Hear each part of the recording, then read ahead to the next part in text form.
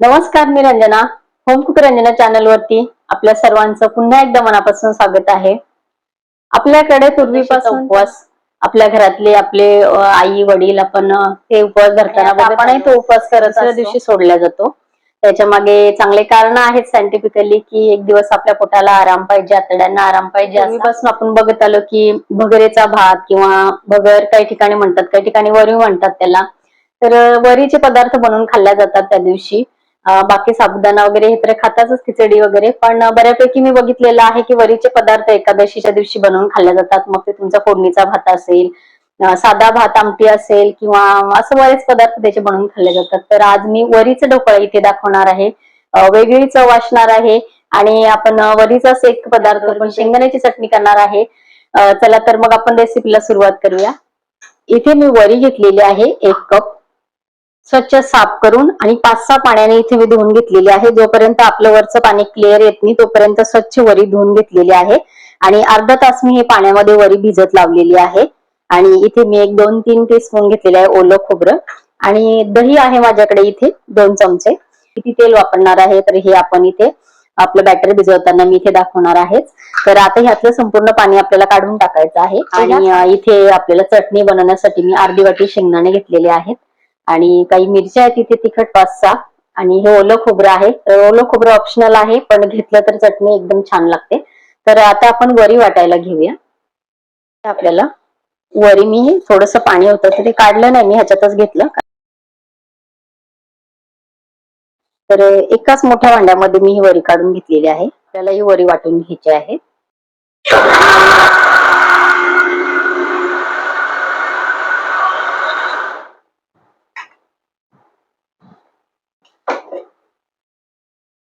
इथे मी अजून पाण्याचा वापर केलेला नाहीये. आपल्या वरीमध्ये जेवढं 3-4 चमचे टीस्पून पाणी होतं तेवढ्यामध्ये आपण ही वरी वाटलेली आहे. आणि आपल्याला ही वरी एकदम फाईन पेस्ट करायची आहे. हे इडलीचं आपण जे बारीक वाटून घेतो त्याप्रमाणे इथे आहे, मी जवळून दाखवते. तर आपल्याला हे व्यवस्थित फाईन पेस्ट करायचे आहे, म्हणजे आपल्या हाताला असं केल्यानंतर पूर्ण अगदी बारीक दाणे लागले पाहिजे एवढं आपल्याला हे बारीक करायचं आहे. तर इथे मी व्यवस्थित फिरून घेतलेला आहे. तो वाटताना इथे पाण्याचा वापर झालेला नाहीये, कारण 3 चमचे पाणी ऑलरेडी त्याच्यामध्ये होतं. मी टाकताना तुम्हाला दाखवलं. ही वरी आपली भिजवलेली असल्यामुळे पटकन वाटल्या जाते. अगदी हे बघा. इथे आपल्याला पाणी किती वापरायचं आहे ते आपण इथे बघणार आहोत. हे सर्व आपल्याला इथे स्वच्छ धुवून घ्यायचं आहे. थोडंसंच पाणी घेतलेलं आहे. दाखवते मी. असं करून इथे 1/4 फक्त आपल्याला पाणी लागलेलं आहे. हा वरचा लेअर फक्त आपला इथे संपलेला आहे. इथून एवढा हे बघा, एवढंच पाणी आपल्याला लागलेलं आहे.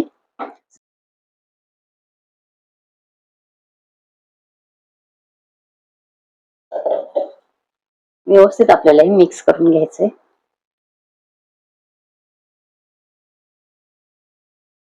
यापेक्षा जास्त पाणी आपल्याला ह्याच्यामध्ये घालायचं नाहीये.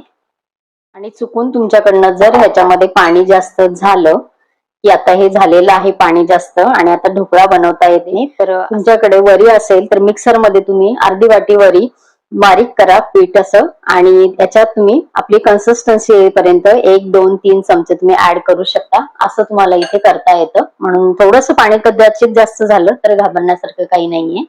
आता आपल्या याच्यामध्ये काय काय साहित्य घ्यायचं आहे, मीठ किती काय तर ते इथे आपण बघूया. इथे आपल्याला 1/4 घालायचं आहे मीठ. सेंधव मीठ आहे. 3 चमचे घेणार आहे साखर. ही साखर मी पावडर फॉर्म मध्ये करून घेतलेली आहे. हे आपल्याला व्यवस्थित मिक्स करायचंय.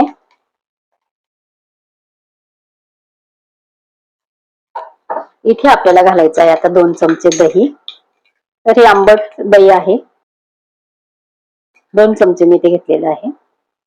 हे आपल्याला इथे व्यवस्थित मिक्स करायचंय. 2 चमचे दही झालेलं आहे आपलं. आणि इथे आता आपल्याला ज्या चमच्याने आपली साखर मोजून घेतली त्याच चमच्याने आपल्याला इथे 1 चमचा इथे तेल घ्यायचं आहे. तर वासाचं तेल इथे घ्यायचं नाहीये, फक्त राईचं वगैरे. बाकी तुम्ही सनफ्लॉवर वगैरे जे रेग्युलर तेल आपण जेवणासाठी वापरतो ते तेल तुम्ही इथे घेऊ शकता. हे आपल्याला व्यवस्थित एकाच डायरेक्शन मध्ये फिरवून घ्यायचंय. आणि 5 मिनिटं आपण हे बाजूला झाकून ठेवणार आहे, कारण आपल्याला जास्त वेळ ठेवायची गरज नाही, आपले वरी आपण भिजून घेतलेली आहे. तोपर्यंत आपण इकडे पातेल्यामध्ये आपली रिंग टाकून घेणार आहे, पाणी गरम करायला ठेवणार आहे. तर आता दही आणि हे सर्व आपलं व्यवस्थित मिक्स झालेलं आहे, तर हे मी बाजूला इथे झाकून ठेवते 5 मिनिटासाठी. मी एक मोठं रुंद पातेलं घेतलेलं आहे आणि त्यामध्ये मला आता पाणी घालायचं आहे. आपल्याला वाफवण्यासाठी एवढं पाणी पुरे होतं. 3 ग्लास मी इथे पाणी घेतलेलं आहे. आणि इथे एक काळजी घ्यायची आहे, ढोकळा बनवताना नेहमी आपण पातेल्यामध्ये पाणी ठेवल्यानंतर झाकण ठेवतो. तर आता आपल्याला पाण्याला उकळेपर्यंत आपल्याला हे झाकण ठेवायचं आहे. पण काय होतं ना, पाणी उकळल्यानंतर या झाकणाला सगळीकडनं आतून पूर्ण पाण्याचे थेंब येतात वाफेचे. तर आपण जेव्हा बॅटर आपलं भांड्यात टाकल्यानंतर याच्यामध्ये आपला ढोकळा बनवायला ठेवतो, त्यावेळेला हे झाकण आपल्याला परत ह्याच्यावर ठेवायचं नाही, कारण ते थेंब जर त्या बॅटर मध्ये पडले तर तिथे तो ढोकळा शिजत नाही आणि आतमध्ये चेपला जातो. तर हे आवर्जून आठवण ठेवा की हे झाकण बाजूला ठेवून तुमच्या हाताशी तुम्ही दुसरं झाकण ठेवा, ज्या झाकणातून वाफ जाणार नाही.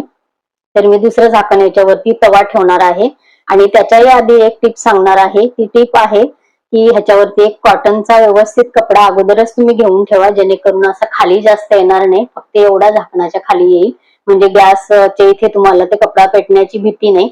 असं अगोदर पटकन बॅटर ठेवल्यानंतर ते कपडा टाकायचा आणि त्याच्यावरती पॅक आपण झाकण ठेवायचंय. तर मी कपडा टाकल्यानंतर इथे मी आपला तवा ठेवणार आहे की ज्यातून वाफ जाणार नाहीये.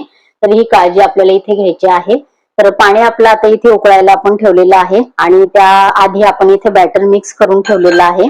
आणि आता आपल्याला पूर्वतयारी परत ही करायची आहे. भांड्यामध्ये आपल्याला ढोकळा बनवायचा आहे. त्या भांड्याला आपल्याला सगळीकडून व्यवस्थित आपल्याला इथे ब्रशच्या साह्याने सगळीकडनं तेल लावून घ्यायचं आहे वरपर्यंत, कारण ढोकळा आपला वरपर्यंत फुगून येतो. तर ते व्यवस्थित आपल्याला काढता आला पाहिजे, म्हणून आपल्याला सगळीकडनं पाणी उकळेपर्यंत आपल्याला हे करून घ्यायचं आहे. तर आता इथे मी सगळीकडून ब्रशच्या साह्याने तेल लावून घेतलेलं आहे.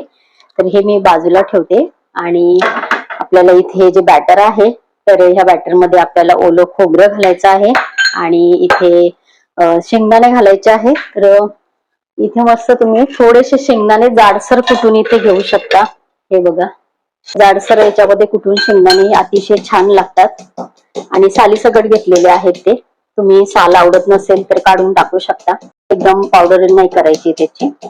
आणि खोबरं तर आपलं किसलेलं असतं, तेही जाडसरच आहे. किसणीमध्ये आपण ह्या बॅटर मध्ये इथे टाकून घेणार आहे. आपले जाडसर कुटलेले शेंगदाणे आपण या बॅटर मध्ये घालून घेतलेले आणि आपलं ओलं खोबरं आहे तर ते आपण इथे टाकून घ्यायचंय आणि परत आपण एकदम व्यवस्थित मिक्स करून देऊ. आपल्याला फक्त हे बॅटर आपल्याला भांड्यात टाकायच्या आधी आपलं पाणी एकीकडे खळखळून उकळी आलेलं पाहिजे.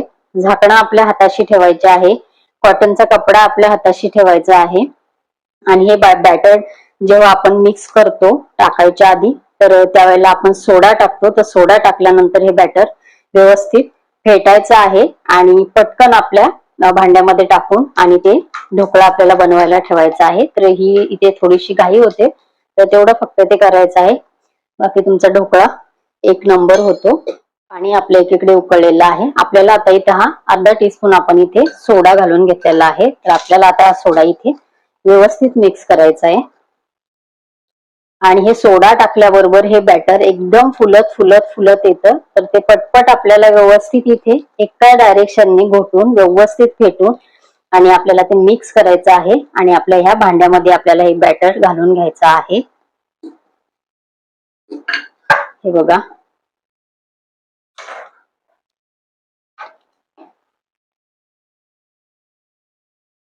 संपूर्ण बॅटर आपण हे भांड्यामध्ये आपल्या ओतून घेतलेलं आहे. इथे बघा, आपलं पाणी एकदम कडक गरम झालेलं आहे. इथे आपल्याला पटकन आता आपलं हे ढोकळ्याचं भांड ठेवलेलं आहे आपण आणि आता इथे मी पूर्ण बघा कॉटनचा कपडा इथे घेतलेला आहे आणि त्यावरती मी इथे तवा ठेवलेला आहे, पॅक झाकण.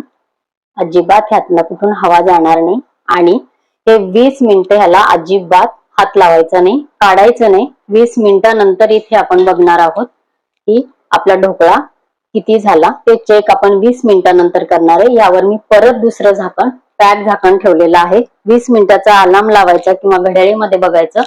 20 मिनिटं आपल्याला इथे हे झाकण खोलायचं नाहीये. आणि आता आपण हे भांड ठेवलं तोपर्यंत आपला गॅस फुल होता. आता गॅस आपल्याला 20 मिनिटं पूर्ण 20 मिनिटं आपल्याला गॅस मिडियम ठेवायचा आहे. इथे मी 20 मिनिटाचा अलार्म लावून ठेवलेला आहे. 20 मिनिटं आपल्याला आता ढोकळ्याला लागणार आहे. तर आपल्याला काही चटणी करून घ्यायची. तर हे शेंगदाणे आपल्याला खमंग शेंगदाणे आणि मिरची आपल्याला भाजून घ्यायची. गॅसवर मी एक पातेलं ठेवलेलं आहे आणि याच्यात आपल्याला ते शेंगदाणे खमंग भाजून घ्यायचे. पातेलं आपलं गरम झालेले, इथे आपण शेंगदाणे घालून घेतलेले. इथे आपले शेंगदाणे भाजत आलेले. थोडस मी तेल घातलेलं आहे. थेंबभर तेल घालायचंय फक्त त्याच्यामध्ये भाजताना. तर आपली मिरची व्यवस्थित भाजल्या जाते आणि शेंगदाणे पण. आणि इथे खोबरं पण आपण थोडस इथे गरम करून घेऊ याच्यातच. गॅस मी आता बंद केलेला आहे कारण भांड आपलं गरम आहे. तर आपल्याला एवढंच गरम ते पाहिजे. गॅस बंद झालेलं आहे. थोडस मी आता व्यवस्थित भाजून घेते. खोबऱ्याला पण नंतर तेल सुटतं भाजता भाजता. तर हे बघा आपलं ते व्यवस्थित थंड झालेलं आहे. तर हे मिक्सरच्या भांड्यामध्ये घालून आपण त्याला सेंधव मीठ टाकून आणि थोडं थोडं पाणी घालून आपल्याला ही चटणी वाटायची.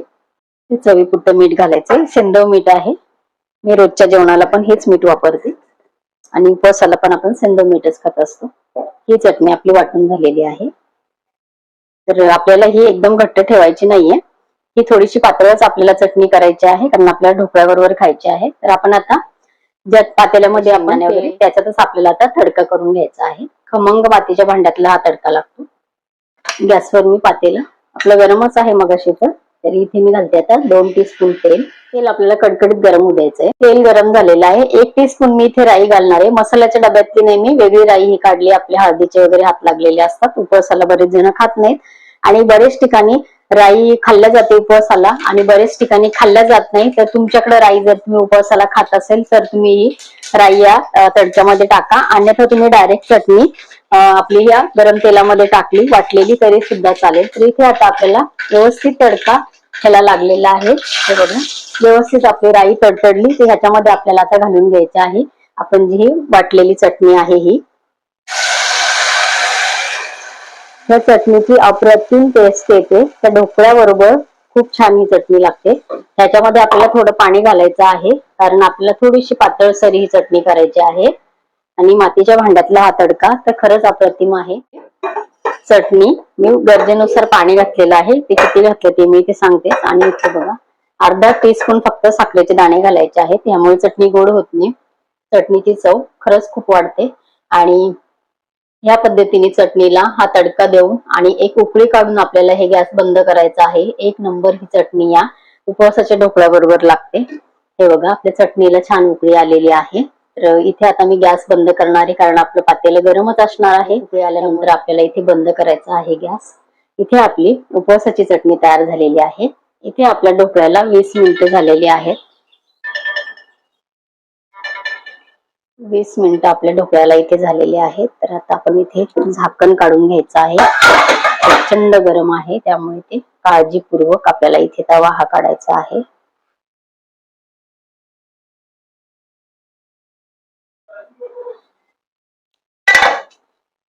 बघा इथे 20 मिनिटानंतर आपण ढोकळा चेक करू. हे बघा ढोकळा आपला इथे व्यवस्थित शिजलेला आहे. आपल्याला ढोकळ्याचं भांड बाहेर काढून पूर्ण थंड करून घ्यायचंय. इथे आपला ढोकळा थंड झालेला आहे. आपण डिश मध्ये काढून घेऊ.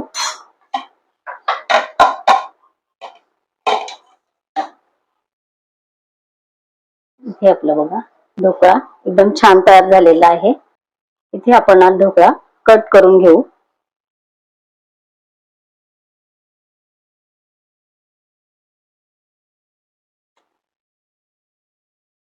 ढोकळा इथे आपण बघू शकता.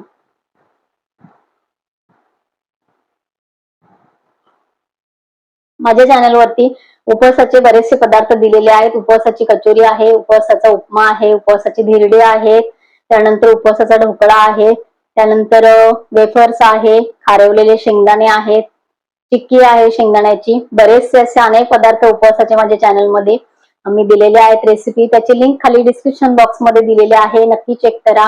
आजची रेसिपी तुम्हाला आवडली असेल तर लाईक जरूर करा आणि इतरांना शेअर करा. आजची आपली उपवासाच्या ढोकळ्याची रेसिपी तुम्हाला कशी वाटली कमेंट करून सांगायला विसरू नका. आणि आजची व्हिडिओ तुम्हाला आवडली असेल तर लाईक आणि शेअर करा. परत भेटूया असंच एका छानसं रेसिपी बरोबर. तोपर्यंत बाय बाय.